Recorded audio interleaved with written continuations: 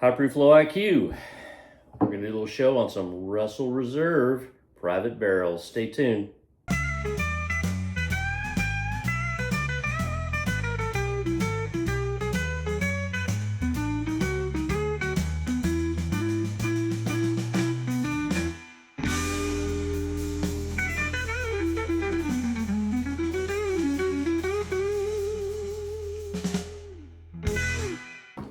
All right, we're back, and as promised, we've got a Russell Reserve private barrel show for you today, and these all come from Camp Nelson. This particular one that I'm going to talk about is one that was sample gifted to me by a friend of mine who lives in Hudson, Ohio, and he's one of the founding members of the Northeast Ohio bourbon community, and they did a pick. They do picks through a restaurant called Creekside, and this one is an 8-year-old. It comes from Camp Nelson, Warehouse A, and it is coming from the 4th floor. Is the restaurant by the creek? I don't know. I've never been there, but I'm going to go there. All right, and these two are contributions. Scott had them on his shelf, and I'll let him talk about those. All right, so these, as you said, all of these are Camp Nelson. That's Camp Nelson Warehouse A, like you said. These two are both Camp Nelson Warehouse Bs. That's only because, well, we wanted to do the floor side of this, not necessarily the different warehouses. So these are both Bs. That's an A. This is a floor 5, and this is a floor 6. So basically, we've got a vertical here of 4, 5, and 6. And this is from Conscious and Evergreens in Kentucky.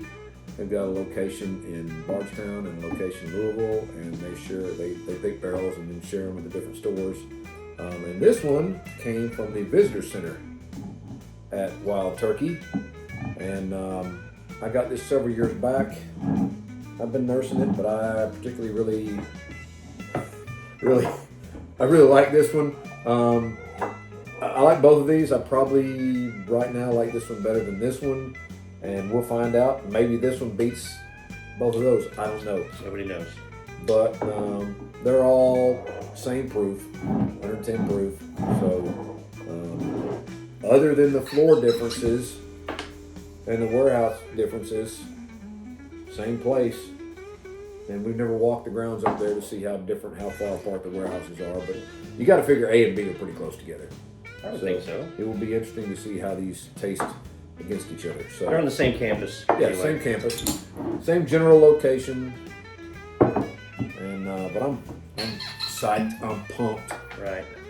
And I want you to know that this show is especially for you, our favorite viewer. So, even though really we are having the best fun here because we get to drink them, and we currently don't get to drink them. But what we're saying is, if you can find these that we have, you can also drink them. Most of them being single barrel picks are probably, one-offs. But maybe you're lucky enough to have these at this point. That goes there, that goes there. All right. And, Kentucky, Ohio. So yeah, and so Wild Turkey is, not too far, just off of, I guess it's kind of in between Lexington and Bardstown, right? Kind of in that area. Mm-hmm. Not too far from Lexington. I think it's closer to Lexington than Bardstown, but still, if you ever get out there, it's a super location. It's over a nice gorge over the Kentucky River, and it's beautiful. Yeah, beautiful. It's beautiful. Eddie and Jimmy. Yeah. They were involved in these. All right. Hey, Eddie and Jimmy. We've both met Jimmy. Not Eddie, but one day. One day. All right. So I'm gonna nose a little bit. That one, that first crack had some boom to the nose. Yeah. Well, it's Boom to the nose. Yeah, that's definitely ethanol. all right. And they all, it's all the same mash bill. It's the same whiskey before it goes in the barrel and, That's right. and goes to the different warehouses and wherever. That's right. So the differences sometimes aren't just the warehouse or the location of the warehouse. A lot of times it's the barrel. So one thing I forgot to say, you said this was 8 year? Yeah. Yeah, this is 8 year. And it doesn't go this way in order, but the floor 6 is a 9-year, and the floor 5 is a 10-year. Okay. So all these are aged 1 year apart from each other. So with that in mind, if you just go by age, I think most people would expect this one to be better because it's older, but that's not always true. Not nearly always the truth, and not always going to be oakier than the younger version. But a lot of times the older ones do carry more oak, and sometimes people are put off by that. So anyway, all right. So this is first one, which is the sample from Ohio. It's classic wild turkey. It's sweet. I got a lot of brown sugar and caramel. Some oak. Maybe just a hint of cinnamon. Just a hint. I'm Yeah. going for a taste. you're tasting the Ohio. Okay.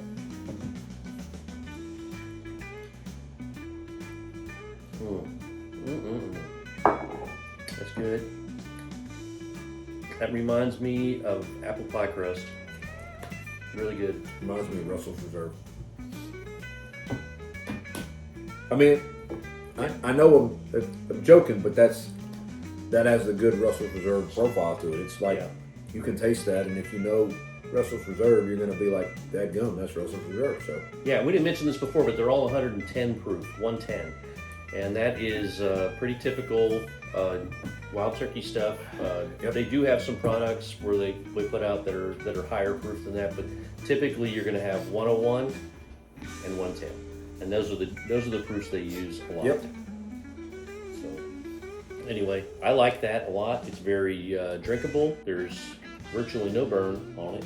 no. You had the ethanol on the nose right at first, but it's kind of has wafted away. And it's very creamy, and it's just really good. It's just really good. Let me see what there's a little picture on the bottle. So looks like cheese and crackers there on the, see that? Cheese and crackers. Then there's a turkey. And a turkey behind there. So turkey's like cheese and crackers. Apparently. So you hunters out there, throw some cheese and crackers out there and get some turkeys.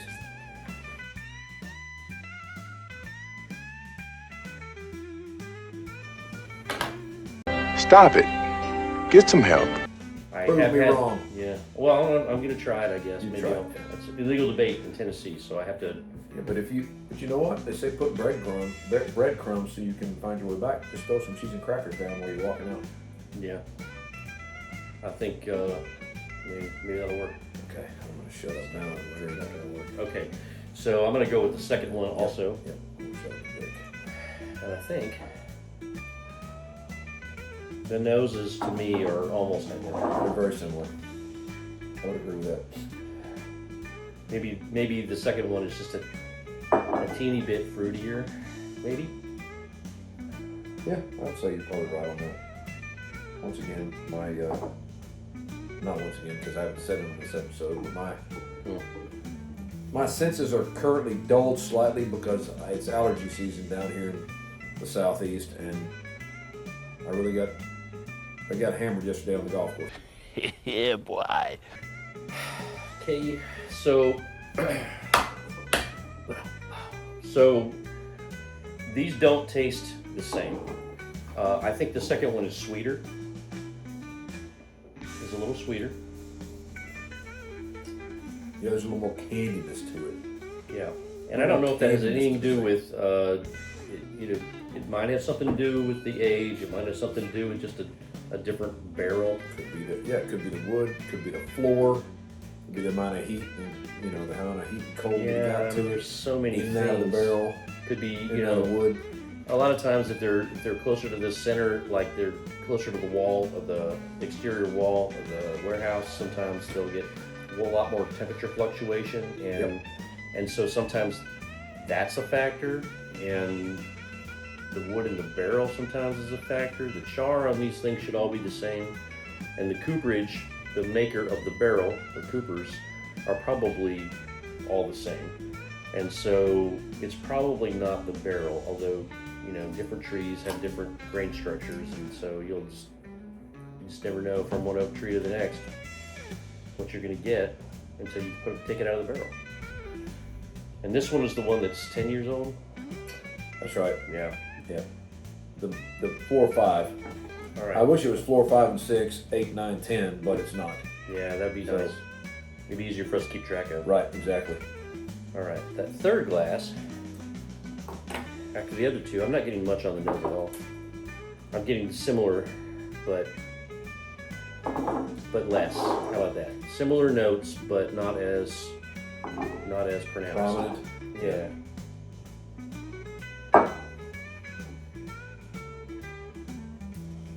Okay. Yeah, and the third one is the one that I actually like better between these two. So we're about to find out if I've changed my mind. Yeah.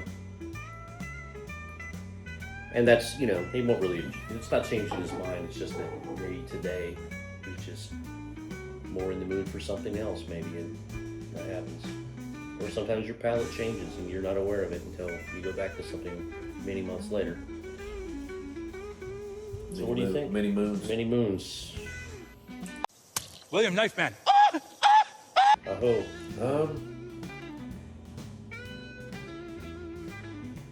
I still think I like this one better than that one. Okay. Well, On the palate, I agree with you. Maybe I like the them all, nose and is not as pronounced. I like them all differently. I think I like this one better than I like the other ones. This one is just there's kind of a like an oaky aftertaste on this one and this one that I don't get on this one, and I like that, but this one is just more smooth and sweet. When I say smooth, I mean consistent and sweet. And that's why I just like it a little better. And maybe it's because it's older, and maybe it's just because it's stuck in the drop. I don't know. You're older. But I like them all. You're older, you like older. I like them. I'm older. I'm going to go back through them one more time, and I'm going to hit them with a little water. Yeah, that's a good idea. Hit them with a little water. Like, before we do that, so you would rank, this is your first. I would rank this as my first. What do you go second and third? So I think these two are a draw. I really do, for me. Just because they taste very similar to me. I would go this first.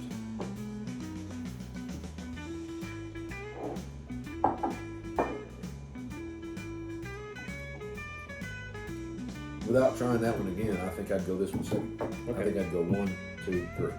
Okay. Well, I like this one better, but I think these ones taste very similar to me. I really can't tell them apart a whole lot. I'll try it again.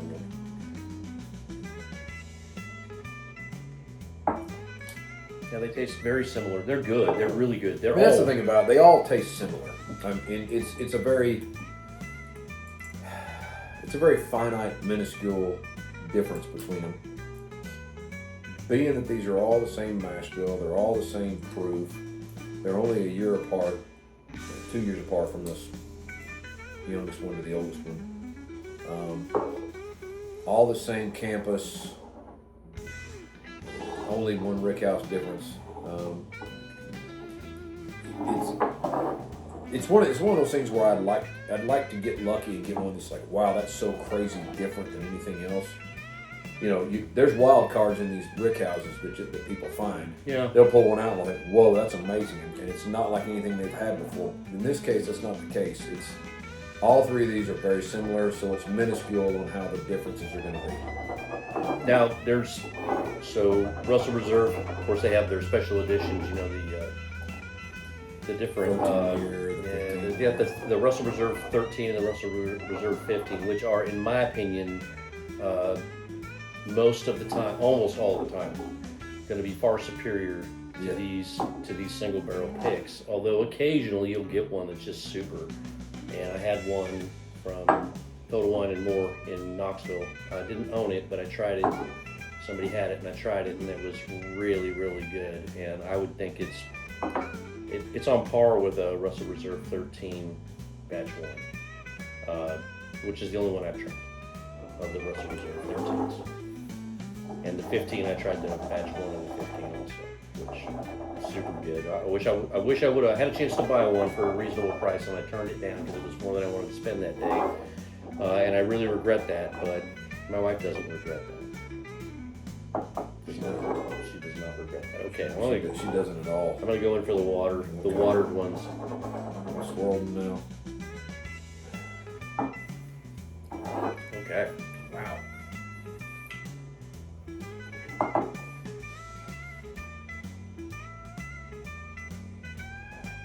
I wish I got paid to do this. I like that first one with water, really good. Really Me too. I don't think this one changed much with the water. Although it got a little more cinnamony, I think. Maybe a little more cinnamony. It did change. The second one? Or the Yes, first? the second one. The first one got sweeter. Yeah, I might go along with that.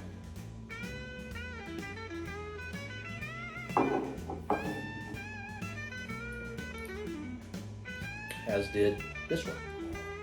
So with water, I like these two better than this one. And to me, these two are also similar, but I think with water, I like the sample from my friend in Ohio better with a little bit of water. Something weird, I get a little bit more of a hug with the second one with the water than I did the first time. This one, yeah. Yeah. It's got like a cinnamony, Yeah, but I Like get a also get a little cinnamony- more warmth in the chest than I did before. So the old Kentucky hug. Yep. Yeah. They're all so similar though. They are They're all just very similar, super good. which I like. Russell's Reserve single barrels. I haven't had many that I dislike. I really wish. We'll say this. I wish they could all be done with different proofs.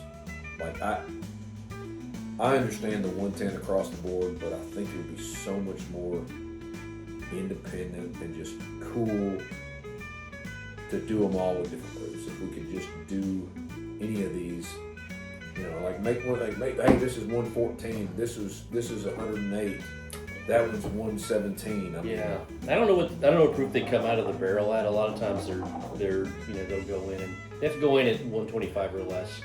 But coming out, you just don't know what they're going to be, right? So sometimes they'll be higher proof, sometimes they'll be lower proof, just depending on where they are in the rick house and what the heat does to them, evaporation, angel share, that type of thing.